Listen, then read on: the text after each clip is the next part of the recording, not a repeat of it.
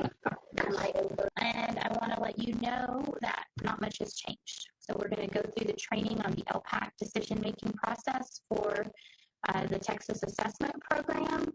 And as I said, not much has changed this year in terms of the way you're going to hold your decision-making LPACs.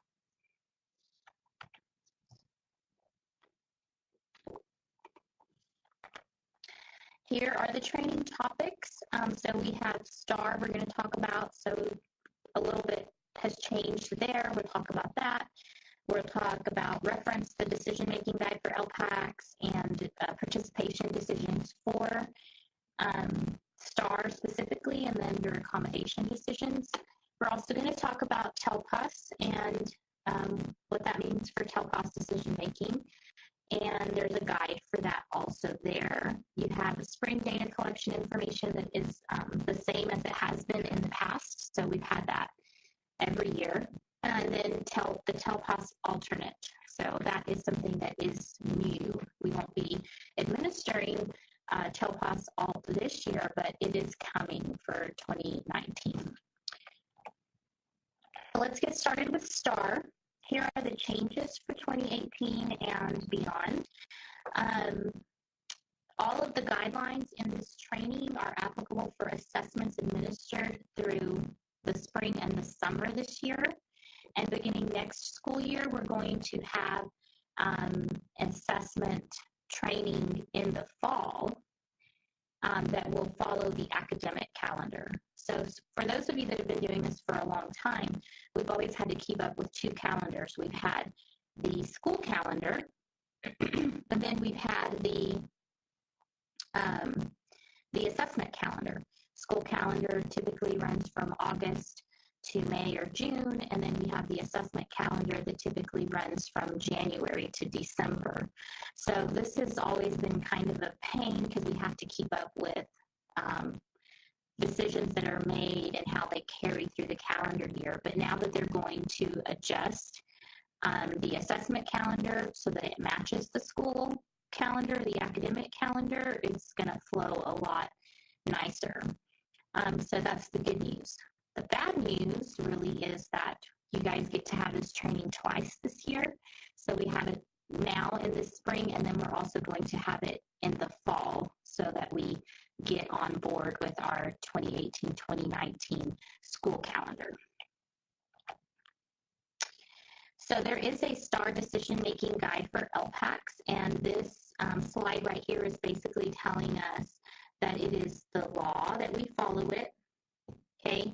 And it's made in accordance with the Commissioner of Education rules. And basically that's it. And then that third bullet there tells you that specifically what LPACs are responsible for. And you can see there, of course, we have to follow administrative procedures. We have to make decisions on an individual student basis. We have to work as a committee to make decisions. That's a big one. I would like to emphasize that I do want you guys to make these decisions as a committee, and then maintain required documentation, and we'll go over those forms a little later.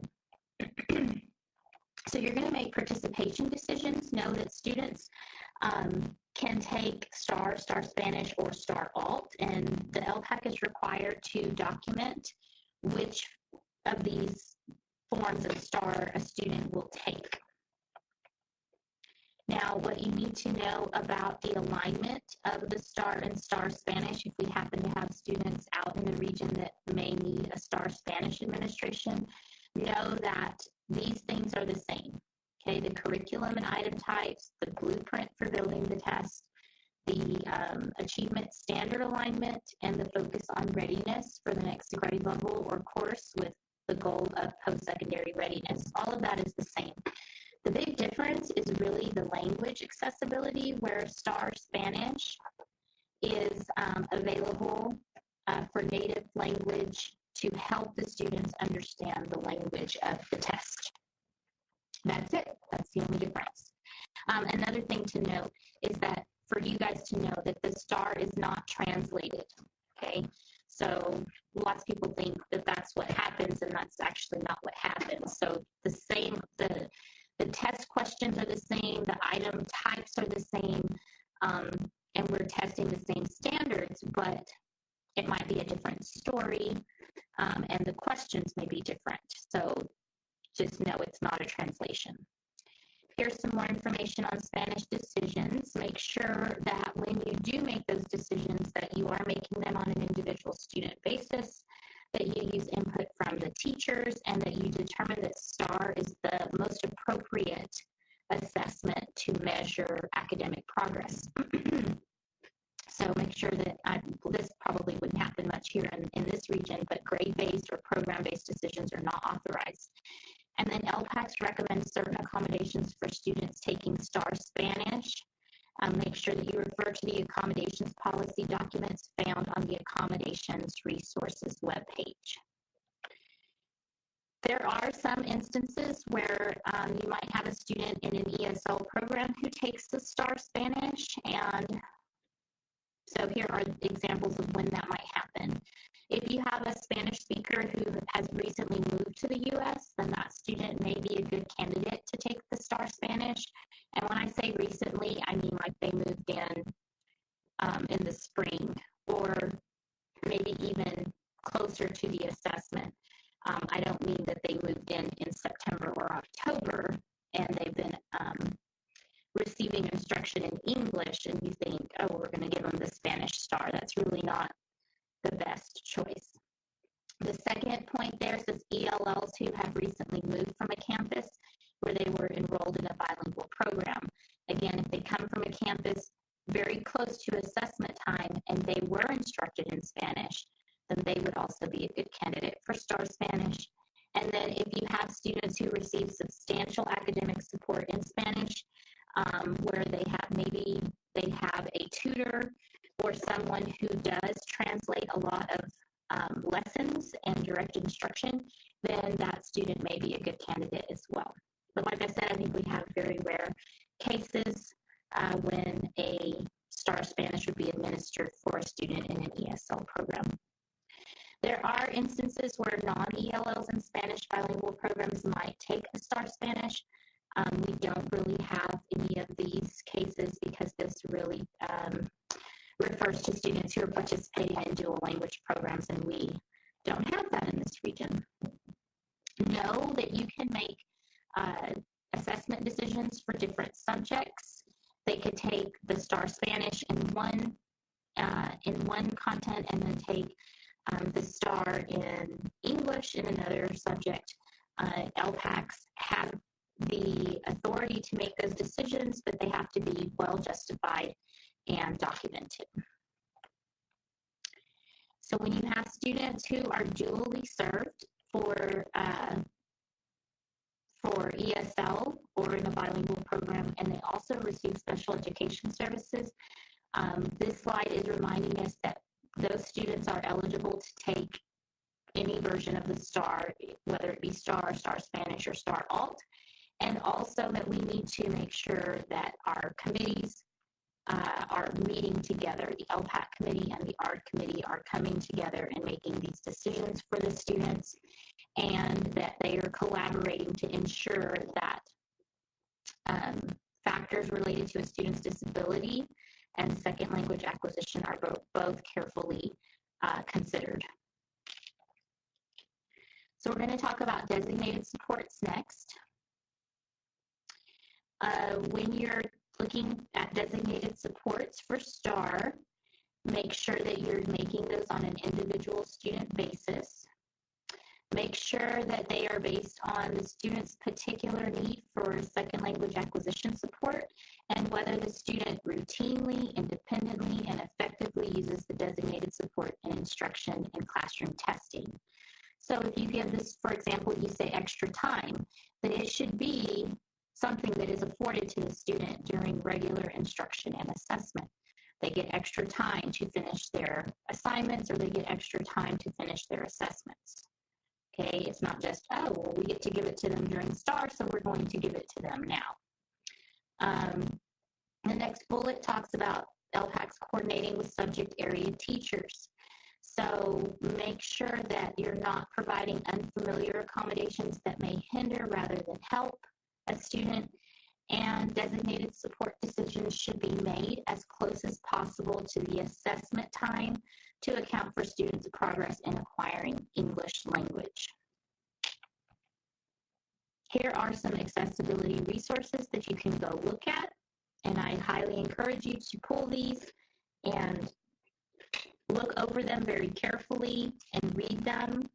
So you have the 2018 STAR Decision Making Guide for LPACs, and you also have the accessibility policy documents, which are located in the TEA Accommodations Resources webpage.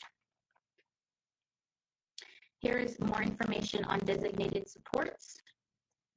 So these allow each student to maximize his or her academic potential. Remember, not all designated supports are suitable for instruction are allowable during state assessments. However, that doesn't mean that you shouldn't provide designated supports for your students during class. And then using designated supports during an assessment allows test takers to demonstrate their knowledge without the format of the assessment, the non-tested language, or the type of responses needed to answer the questions being barriers. Here's information on designated supports for ELLs with disabilities.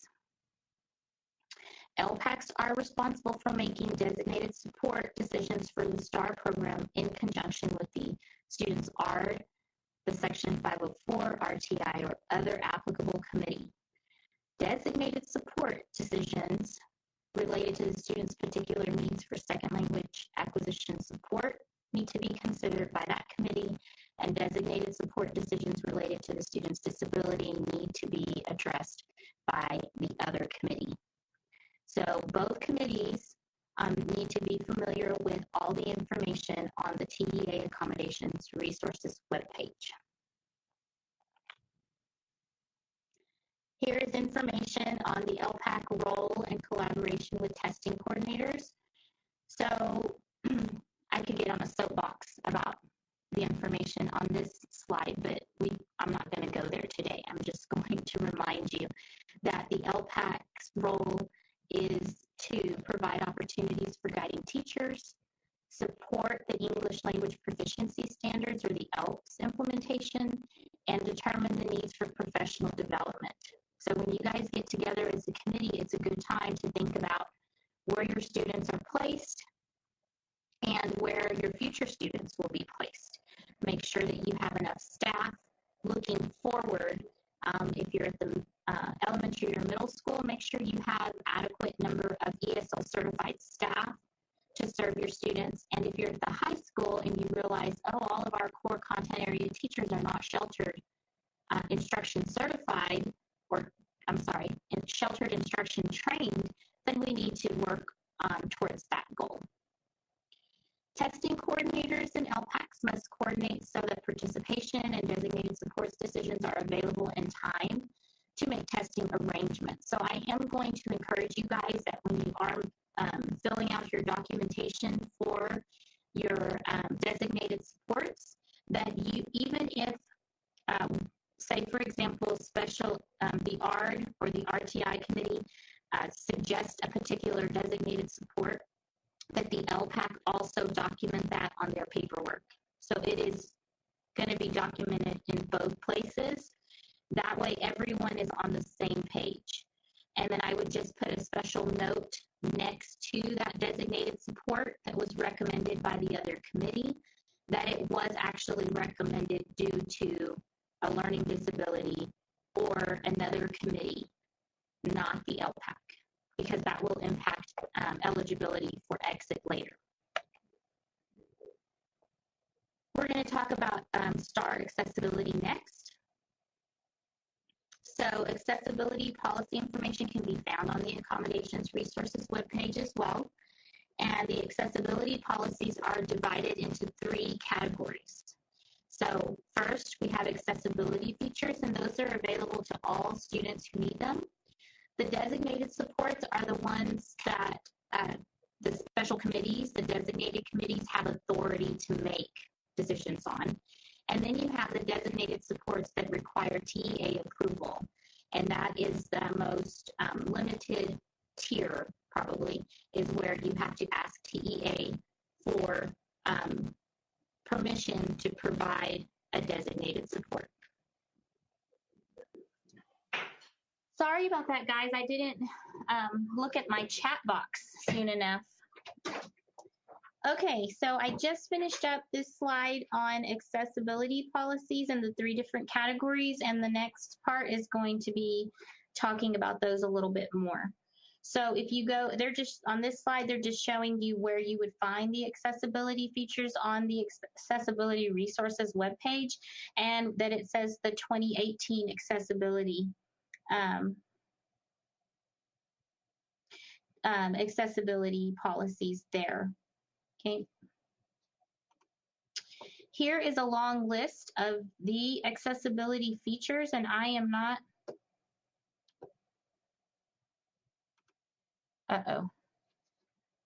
okay, something happened.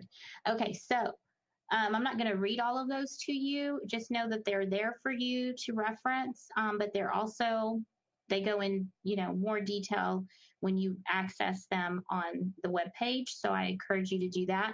There are a couple of new ones that are added to the list.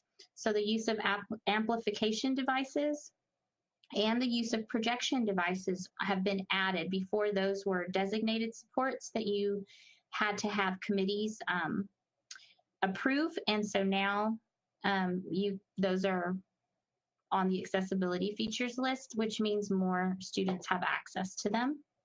So that's good. Here's information on the designated supports. Okay, remember that these include both locally approved and requiring TEA approval. The policy documents contain information needed to make designated supports decisions for all students taking STAR, STAR Spanish, and TELPAS.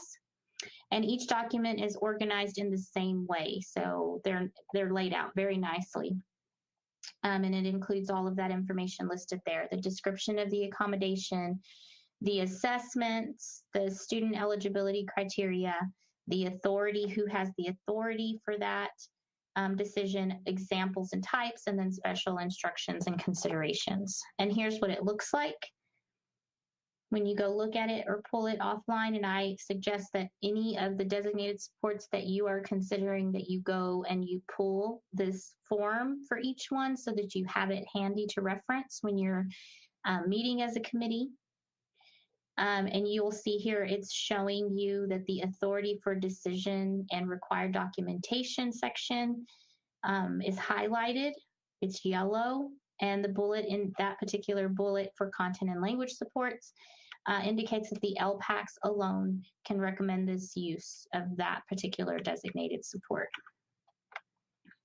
Here's a list of other designated supports that the LPAC has the independent authority to make. So oral and signed administration, content and language supports, extra time, basic transcribing, large print, manipulating test materials, mathematics manipulatives, individualized structured reminders, and supplemental aids. I know that content and language supports and extra time are probably the most commonly used or popular, but don't forget about the other designated supports that are available. So here's some changes to locally approved designated supports. This information is new. Content and language supports have been embedded into one embedded support, which means that if you say the student needs content support, they're also going to get language support. Or if you say the student needs support, then they're going to get content support as well. So that's the difference. They're not separating those out anymore, and it's not necessary for you to go back and change paperwork if you have one or if you have both listed. Okay, just know you can answer the question that the student is going to get what they need with a yes, then you're good. The STAR calculator policy now includes the use of calculators for grade 8 science. And authority for decision for math manipulatives and supplemental aids has been expanded to include additional campus level teams like the RTI committee. And then photocopy is not a separate designated support, but has been included within the other policy documents. So large print or other. Here's some more updated information. This is what I just told you about not separating out the content and language piece. For content and language support, they are mainly in the form of pre-reads, pop-ups, and rollovers, and really and truly available on the STAR online tests only. They're not available for Algebra 2 or English 3. Again, this is something that a student should be using routinely and independently and effectively during classroom instruction and testing if you want to recommend this particular designated support. Here's information. They're breaking it down into the different types. This is the information on pop-ups. So it may isolate specific information in a question. It may isolate specific text or information in a selection that is referenced in the question or answer choices, isolate specific information in a graphic or list that is referenced in the question. The pop-up might define literary terms or apply an allowable supplemental aid to specific questions or answer choices. It might include the formula from the grade-specific reference materials or direct student attention to parts of the grade-specific reference materials. The pop-up might provide clarifying information for a graphic organizer or provide a visual representation in the selection question, answer choices, or in the writing prompt. And it might define or clarify construct irrelevant words, phrases, and sentences using plain language, synonyms, definitions, examples, and consistent language. Lots of opportunities for support in the pop-ups. Here's the information that may be provided in a rollover. So there might be a bullet or separate steps in a process. Reword complex questions or answer choices to condense text, or reorganize and simplify historical excerpts. And then pre-reads is another content or language support, and that would offer text prior to the selection. So almost like background information before they read.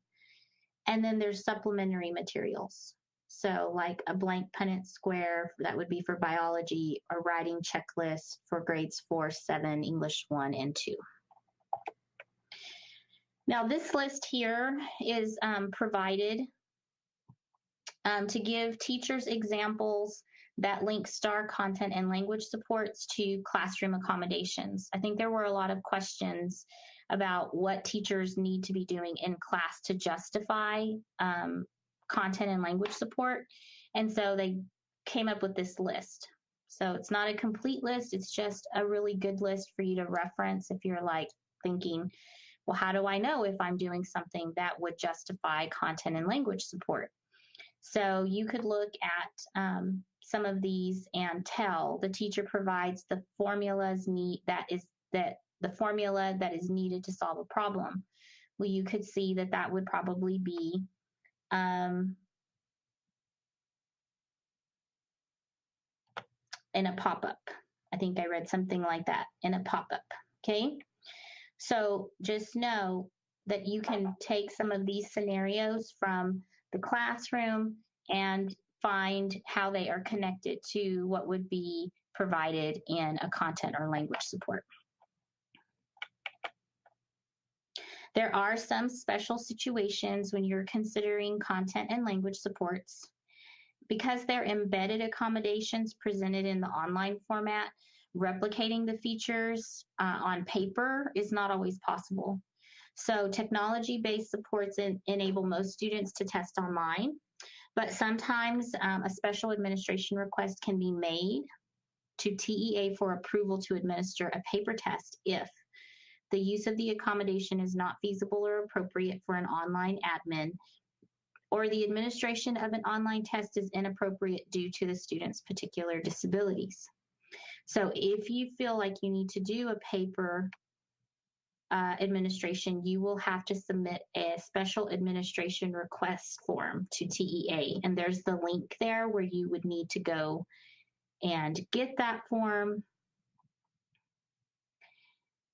Okay, and at the bottom there it says an accommodation request form should not be used for these requests. So notice there is a difference. There's a special administration request form and there's an accommodation request form. So there's two different forms, and you want to make sure you use the special administration request form if you think you need to have a paper admin.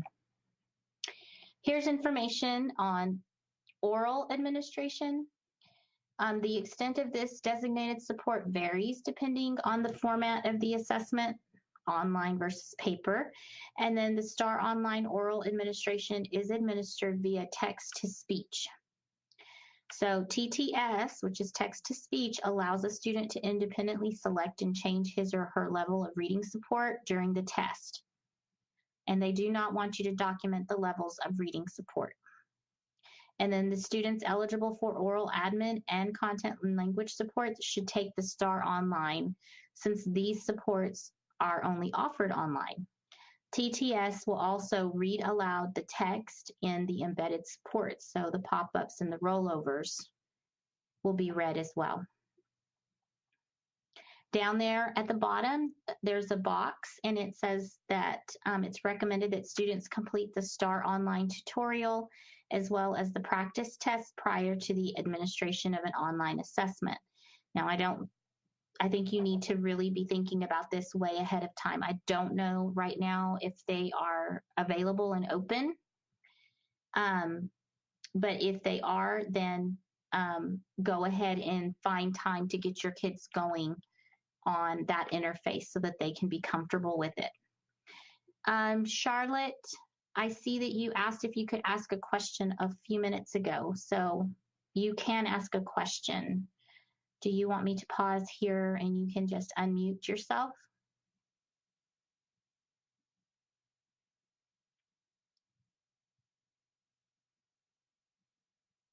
Or we can take it at the end.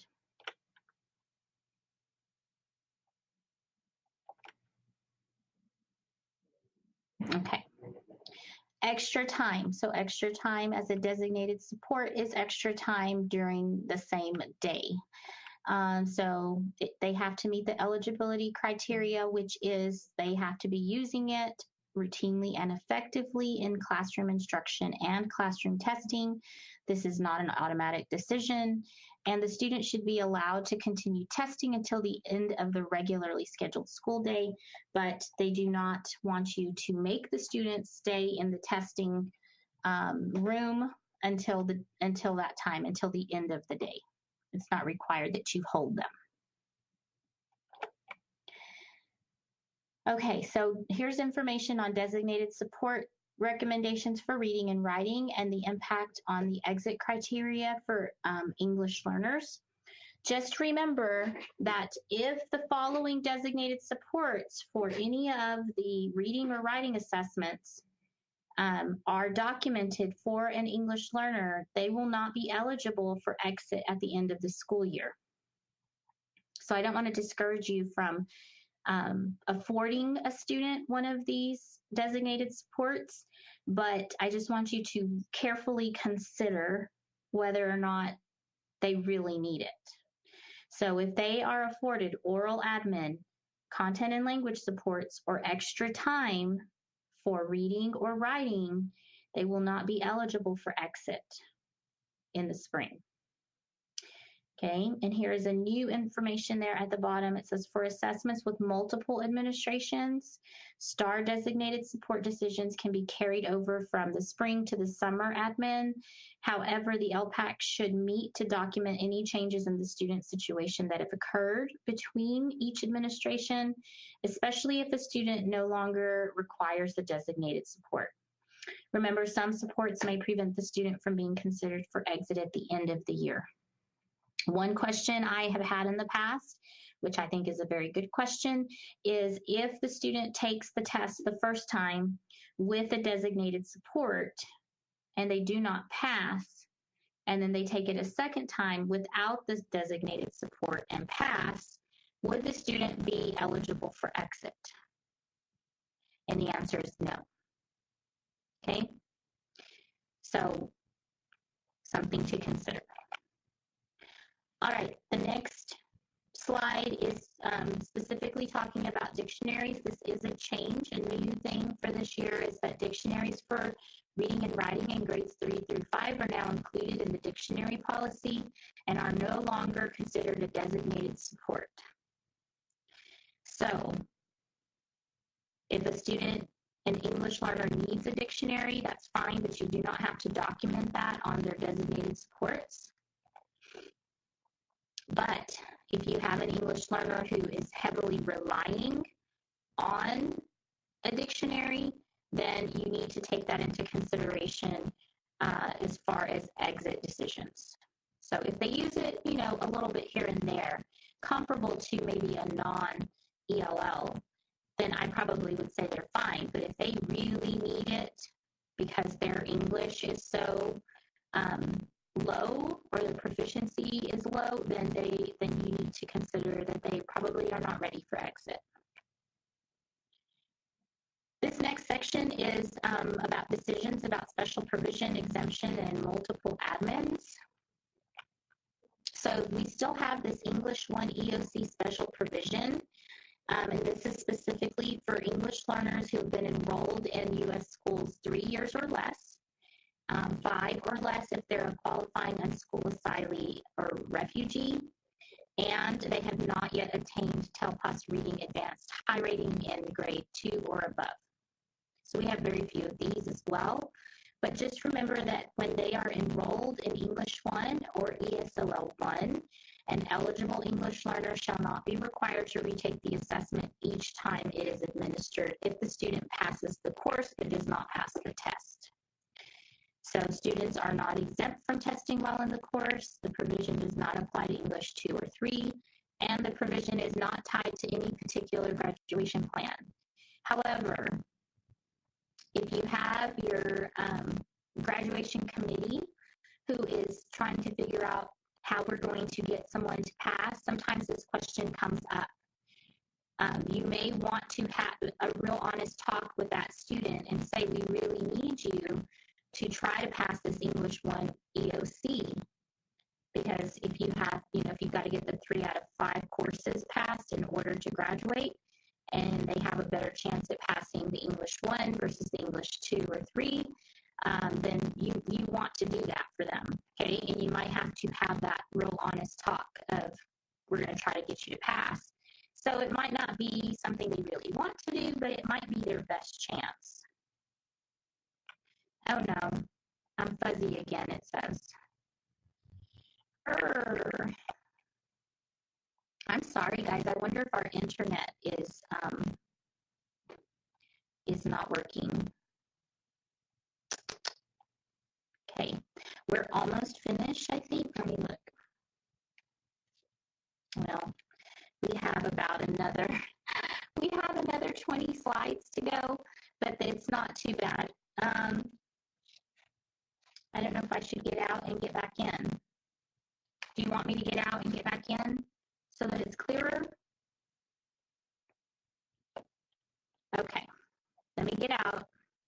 Thanks, Shelley, for letting me know.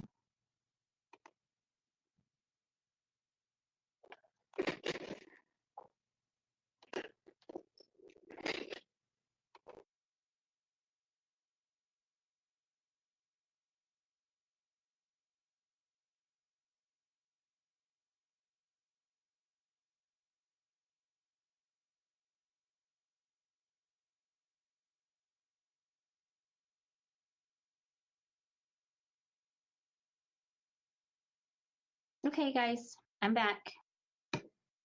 How's this? Okay, here we go. Last stretch. Let's see if we can't get through. All right, so there's information on exemptions for qualifying asylees and refugees. Know that this only pertains to EL asylees and refugees from being administered a STAR assessment in grades 3 through 8 only, and only in the first year in U.S. schools. And you have to have special documentation for that. Here's information on English learners with parental denials. Okay, please know that this kind of is not a good thing. If you have an English learner on denial, they are not going to be afforded any of the designated supports. They don't have access to testing in Spanish. There's no English 1 special provision, and there's no unschooled asylee refugee provision either. Uh-oh, y'all don't see the PowerPoint. Okay.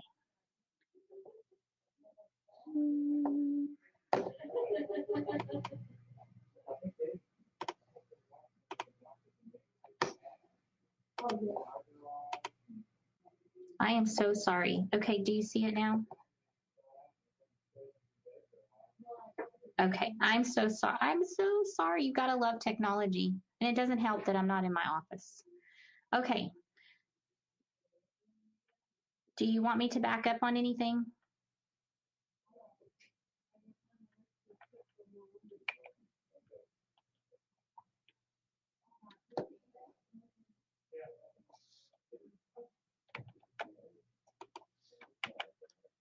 Okay, documentation of STAR test decisions. So here's information on how you're going to document. This is not any different than it has been in the past. So if you were here last year or the year before or the year before that, then you know how to do this. Okay, there are special forms that you do need to fill out.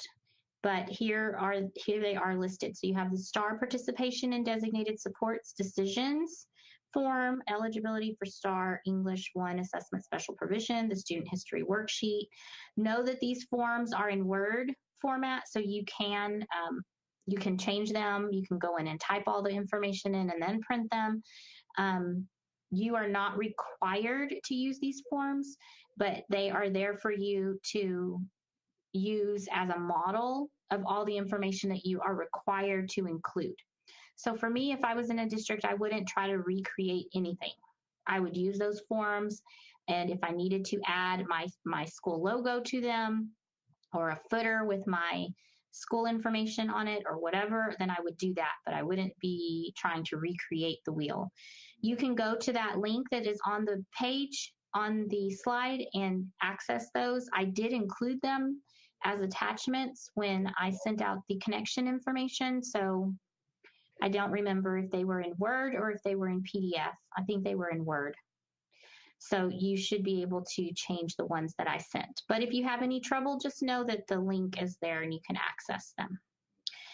So the first form looks like this. It is the STAR Participation Designated Supports Decisions form, and this is part 1. Part 1 is where you are going to document the student, their grade, and you're also going to determine which STAR they are going to participate in. Some people ask me, do we have to fill this out if the student is not, if we're not doing designated supports for the student? And the answer is yes. You have to fill this out for every English learner that is taking the STAR, so that we know that the LPAC did meet and discuss what was going to happen with this student. So if there is nothing, at the very least, you're going to have a piece of paper that says they're going to be administered the STAR, okay, and you can make notes there that the student would not be receiving any designated supports. All right. Part 2, or the second page of this form, has grades 3 through 5 assessments listed, and then the designated supports that are available for those assessments. There is a place for you to check, and then there is also a place for the signature of the student's teacher for the subject or the course. So if you're departmentalized, make sure that you have the correct teacher signing off that they agree with the decision. This is the third page. The third page has grades 6 through 8 and EOC's assessments listed, and the designated supports that apply, and again, a signature line for each assessment, and that signature should be the teacher of that subject area. And then the last page of the form is the part 3, which is the notes place. Here, make sure that you record any other information that you need to record that pertains to the assessment administration for the student.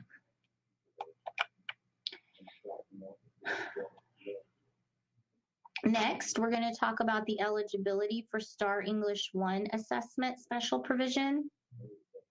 And that form includes the eligibility criteria, the course participation for the semester or the school year, the assessment date.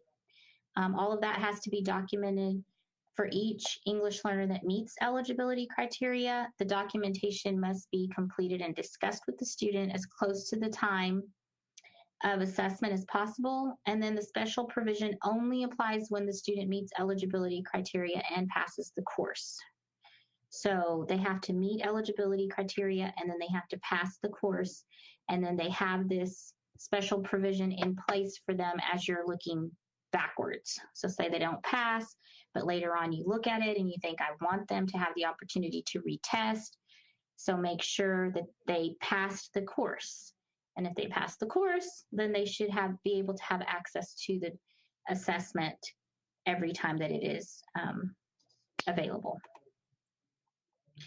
Then we have the student history worksheet. This is a multiple year student record of the number of years in U.S. schools, TELPAS reading rating, test decisions, and whether the student has been enrolled for 60 consecutive school days in a school year. It also includes a signature and date area for each year's updated information to ensure accuracy. Now, if you don't have, you do have, I know you guys have the student history worksheet, okay? I know you do. But make sure that you are not fiddling with this data until TELPAS time, okay? Sometimes I get calls in the fall from people who want to change student history data, and I'm like, why are you messing with that right now? You only do that once a year, and you do that in the spring. That's when they collect the data, so that's when you do it. Okay. Changes to the 2018 accessibility features that include TELPAS.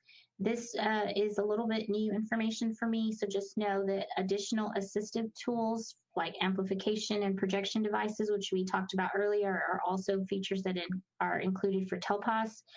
Photocopying or enlarging the following non-secure test materials. And that only applies to approved paper only, so test administration directions or blank answer documents. Okay. So remember that they were previously designated supports.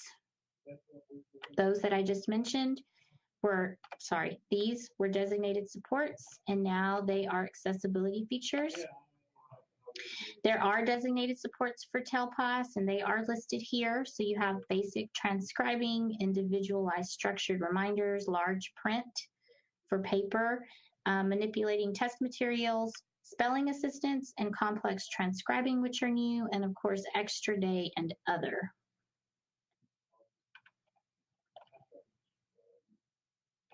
Okay, spelling assistance. So this is new. So the student eligibility criteria is that if the student is 504 or special education, they may be eligible if they're routinely, independently, and effectively using them during instruction and testing, classroom testing. They may be eligible, and if they're capable of organizing and developing ideas, and they understand the basic function and use of written language conventions, that they have a disability that is so severe that they cannot apply basic spelling rules or word patterns to written responses, they may be eligible. Here are some examples or types where the designated support may include only these things. So visual sound cards, a frequently misspelled word list. This could be student-made, teacher-made, or commercially produced. The spell check function on a word processor, a pocket spell checker, word prediction software, text-to-speech software or devices, or speech-to-text software applications or devices. And that special note down there says this information is only one component of the spelling assistance. So districts must read, review, and adhere to the spelling assistance policy located on the accommodations resources webpage. This is also new for TELPAS complex transcribing. And here's the eligibility criteria. The student may be eligible if they're routinely and effectively using them in classroom instruction and testing. If the student is unable to effectively use basic transcribing to address this need and meets at least one of the following. So the student has an impairment in vision that necessitates the use of Braille or large print test materials, or the student has a physically disabling condition that prevents them from independently and effectively recording responses on the lined pages. Okay. I'm sorry, or in the space provided for online tests.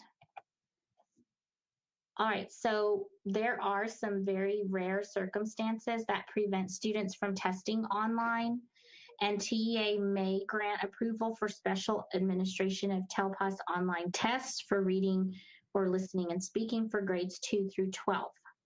Okay, so you guys know this year is the first year we're going listening, speaking, and reading online for grades 2 through 12, and writing will be the only component that you guys have to rate holistically. But if you have a rare case where a student is not going to be able to take the online for reading, listening, or speaking, there is a possibility that TA may grant a special administration.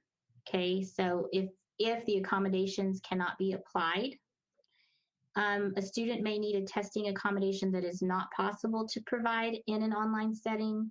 Prior to requesting special administration of the assessment, consideration should be given to accessibility features, locally approved designated supports, and designated supports requiring TA approval. They are going to ask that you have gone through all of your options before you make this special request. And then technology access is precluded. So sometimes the student may be in a situation where the technology is not available. So in that instance, the district may seek permission for a special administration. And the decision to recommend a special administration of TELPAS must be determined by the appropriate team of people at the campus level. So that's whichever committee has the authority to make that decision has to do that. There are resources for TELPAS.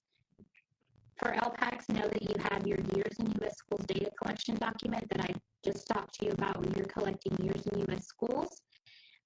Notice there that it says that that is collected annually during TELPAS. Like I said, it's used in determining performance requirements in various state and federal accountability measures. And the document contains instructions for determining years in U.S. schools, including the 60-day rule. Know that the number is not to decrease. It's either going to stay the same or go up, increase by 1. The other resource listed there is the 2018 TELPAS Decision-Making Guide for LPACs. And the third thing listed is the 2018 Accessibility Features. Okay. So here's information on calculating years in U.S. schools, and I think I've already mentioned these 2 things. Okay, only looking at submitting information in the spring and remaining the same or increasing by 1.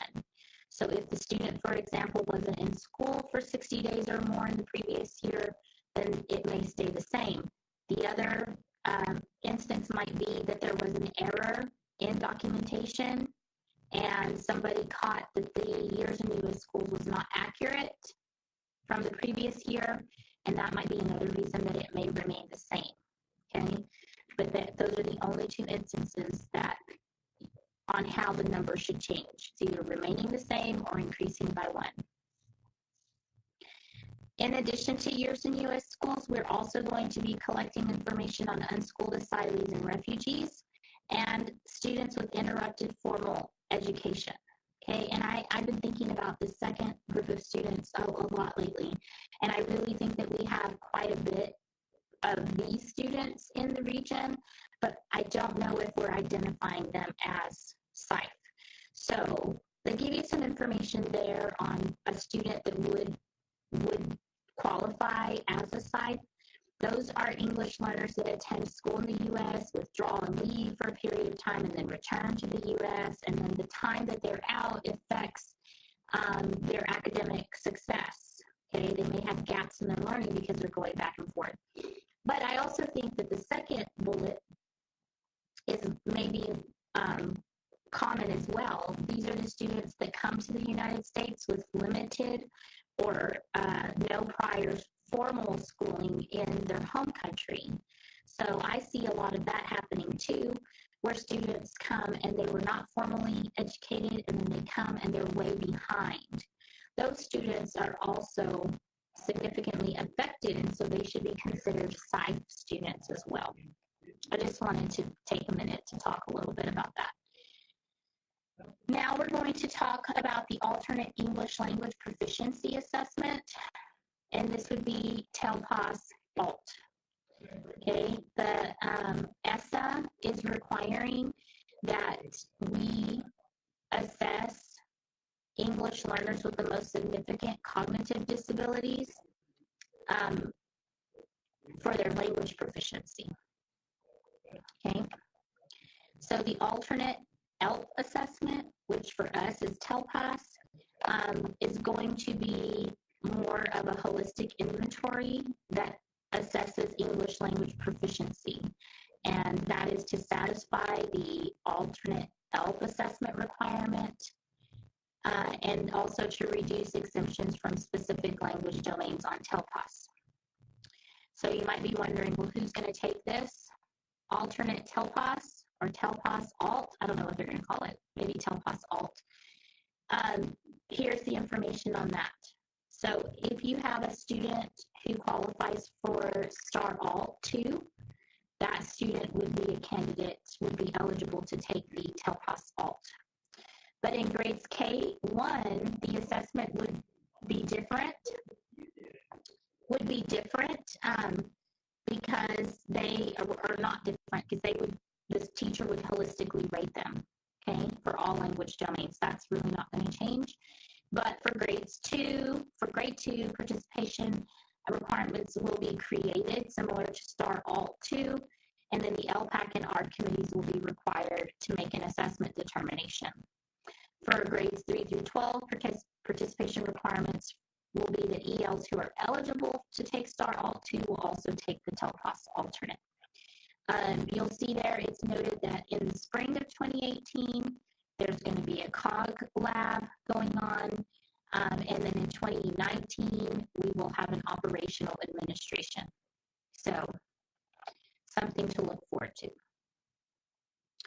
There is a golden ticket they are offering up to districts that have students that fall into this category of STAR ALT kids, and they are really asking for volunteers to participate in the COG lab activities, so that they can move forward with developing the STAR ALT. Okay? If your district is interested, all of your DTCs heard this Monday, and they will probably follow up if they are interested in participating in the COG lab. TA is very excited about this process because we are the first state to begin the process of developing an alternate language proficiency test for our students. And we have very few students in the state of Texas. Like, the population is so small that TA is really saying, please, please, please, if you have students that would qualify to participate, we really need them to participate. So for more information, you guys can always reach out to me, and I will help you as much as possible. Here is the website for assessment. So this is the student assessment division, and specifically for English learners and LPAC, you can go to that link. All of the information in this presentation was prepared by TEA. I did not change anything. So I am just the messenger, okay? And if you decide to use this locally and you change anything, just know that you would need to remove the TEA footer from anything that you change. Now, questions.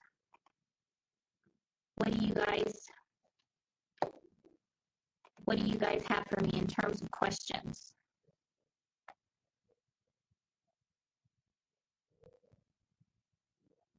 Yeah, you can unmute yourself if you have a mic, or type your question. Sandra, I see that you have a question about dictionaries. Okay.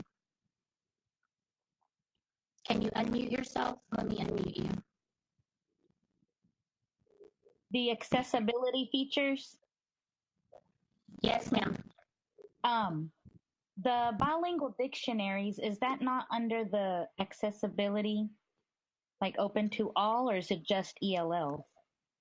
No, it's open to all. All dictionary information is under the dictionary policy for everyone now. Okay, so it's so not. You don't have to write it down that your students are getting it. And you're right. talking, yeah. So like when we LPAC, we don't have to write it down on their accommodations page, right? Right.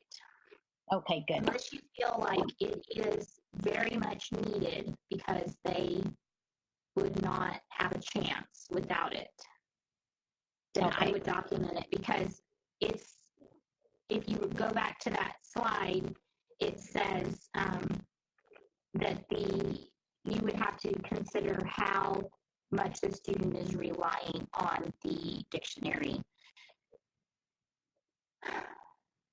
But it's not going to be considered. Okay. Okay. Okay, good. Okay, and I see, Maria, you're asking, will there be a collaboration for the TELPAS? What do you mean collaboration for what? You can unmute yourself if you have a mic, if that would be easier. You want me to unmute you? Okay, go. Okay. You know how we do the TELPAS Rater training thing and you have to do the collaboration? Do we have to do that for the writing part still? The holistic, you said there's only going to be writing that's holistic now, right? Mm-hmm. Okay. So that is a good question that you're asking. What did you do in the past when it came to the writing samples? We did the holistic rating, so you had to do the online training of everything, the listening and the speaking and the writing. Are you asking if you're going to have to do calibration? Yes. Okay, because it says collaboration. Oh, I did. Okay, calibration. Okay, so yes, you have to go through calibration. Okay, for all three of them, or is it just going to be the writing? If your K1 has to do all. Mm-hmm. Q12 only has to do writing. What? K1 has to do all listening, speaking, reading, and writing, because that has not changed. Teachers will holistically rate kindergarten and first grade. In second grade and up, you will be rating just the writing portion, and then the students will be taking the reading online and the listening and speaking online. So I'm glad you brought that up. So those of you that are on, as you're planning and you're prepping to test,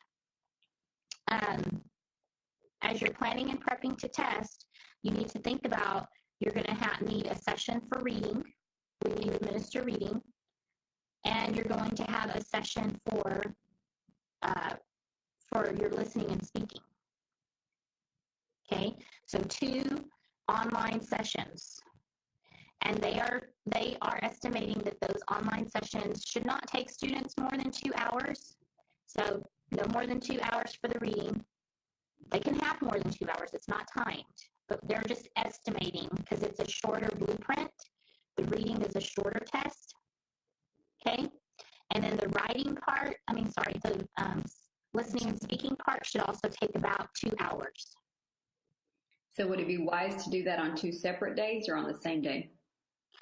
That is really up to districts, how they want to manage and how it's all about the logistics of everything. You know, some people really feel comfortable doing one day and then one another day. Some people, you know, may think, oh, well, they can do one in the morning and one in the afternoon. And some people think that's too much for a student. So it's really up to you. There's no requirements on how you do the administration. Just know that it's going to be different this year because you are going to be having two slots of time that you have to account for, where in the past you really only had that one for the reading administration, and now you're going to have two. Yes. Right. You're going to have one for reading and then one for your listening and speaking time. Okay. Makes sense. Thank you. There is a question about the exit criteria chart, and let me go pull that. What do you have a specific question, Sandra, on the exit criteria? Yes. You know how now we're going to do listening and speaking online for TELPAS? Well, in the previous years, we always used a different test for the listening domain, which we call the IPT. And I remember that in a couple of years. The last couple of years, the TELPAS has been included. Yes. As part of the approved test for listening and speaking. So that is going to continue. So if they score advanced high on TELPAS listening and speaking, okay, then that's going to count. Okay, yeah, because we were looking at the oral test, and I'm like, why are we having to look at both when the TELPAS overrules that other test? Right. So I just pulled up the exit criteria chart. It's not here, but it is on the website, and it is also on your, it is also in your LPAC manual. So make sure you refer back to that if you need to. Okay. But for those of you that might want to look at what that looks like, it's here, and it does say here that you have to have an oral listening and speaking, and it does say English Oral Language Proficiency Test, OLPT, and it has a footnote of the number 2. And if you come down to here, it's the footnote number 2. There's a link for the approved test. And the approved test for exit, you will see that TELPAS is listed for listening and speaking. So it's there.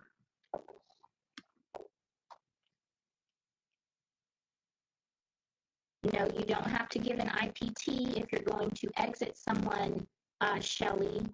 You're asking, that is a district decision. So we talked about this last spring, remember? And I talked. Okay. So I don't know if that's changed. That might be a conversation that we need to have. Okay. Yeah. Okay. Okay. Okay. Thank you. Yes, ma'am. The date again for the training, Raider training. I have someone asking me. I do have for my very small districts that have 5 or fewer English learners, I am providing, it doesn't have to be 5 or fewer, but I am providing new Raider training. So for K1, I'm offering training on February 12th, which is a Monday. And that Monday, we will go through like PLDs and just examples of what it looks like. It's a training I've done in the past. Many times it's not going to be a different training. So if you've been to that training, you probably don't need to come to that training again. And then that will be the morning. And then people who attend will have an opportunity to attempt calibration. So if the person works at a slower pace, they may want to start the online basic training before they come, because that piece, they don't have to have, that doesn't have to be monitored or proctored the way the calibration does. And then in the afternoon, I will allow people to attempt calibration. Now, On February 13th, I will be doing training for new TELPAS raters for grades 2 through 12, where we're only focused on writing. So in the morning, we'll look at some writing samples and we'll work through rating them. And then they can go, if they have not completed the online basic training, they can do that. And then they can attempt calibration. So February 12th is for K1, and February 13th is for 212. And if you have returning raters and you're a teeny tiny district and you need help with proctoring, I have a room held here at Region 9 for that Friday, which I believe is February 16th. And I'm sorry I'm not in my office with all my materials, so I can't give you session numbers, but they are live on the professional development website, so you should be able to find them. It's like new rater training, or TELPAS new rater training, I think is what it is.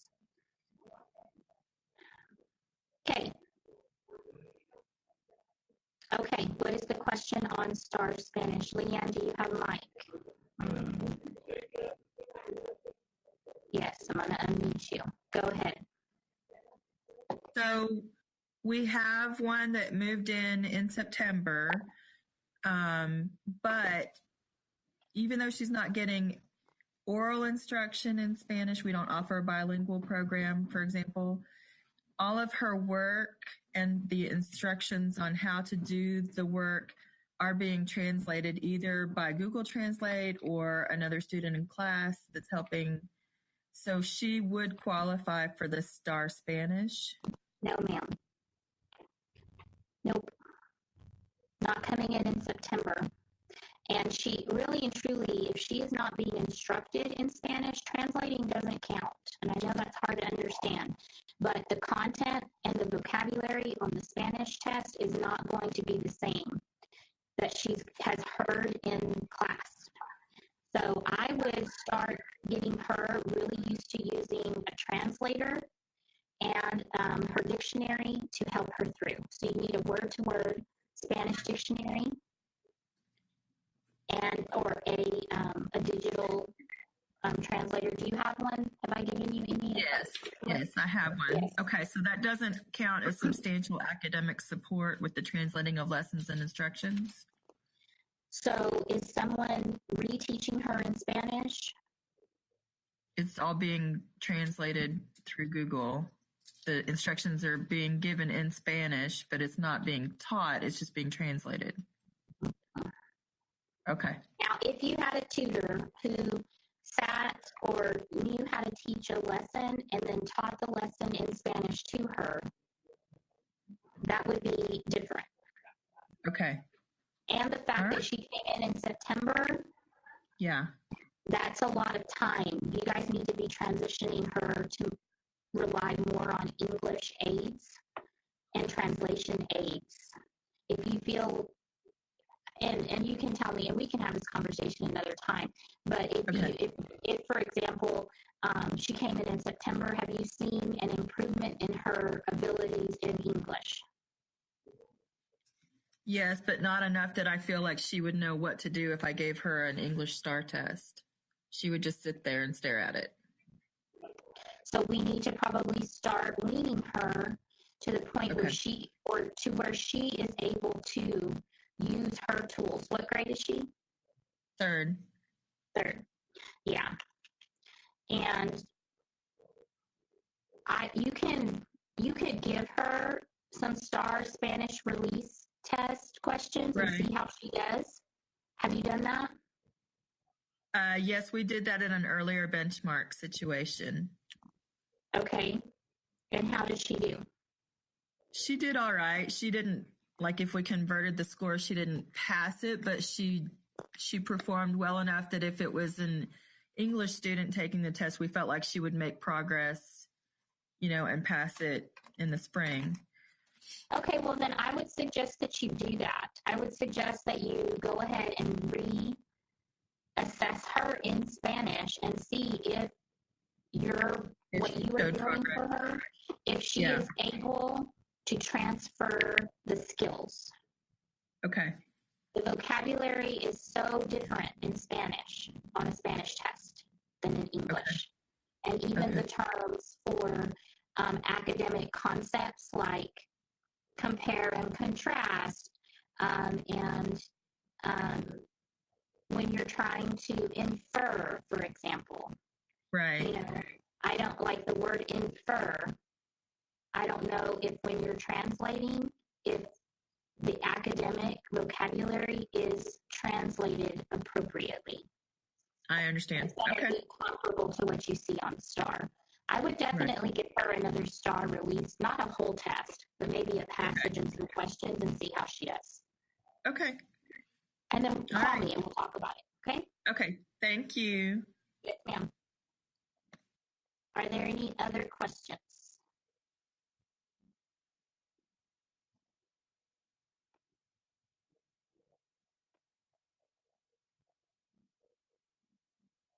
Okay, guys, well, if you can't think of anything else right now, please feel free to email me, call me. We got a question. I am available for you. Maria, I think you're still unmuted, so if you want to go ahead and ask. Okay. We're hoping to be able to just do the returning rater here and just have our testing coordinator, Proctor, like we did last year. Will that work again? Yep. Okay. There is a new Proctor. There's a new Proctor oath this year. So last year, the Proctor had to sign the TELPAS rater oath that they had been through training. But now there's a Proctor oath. So that is new this year. Okay. And so she has that. Yep. Okay. Thank you. Who's your DTC? Susan Fambro. Say it again. Susan Fambro. Okay. Yeah, Susan should have all that information too. Okay. Great. Okay. All right. Thank you. Thank you. Okay. Anyone else? All right, guys. If you need anything, please let me know.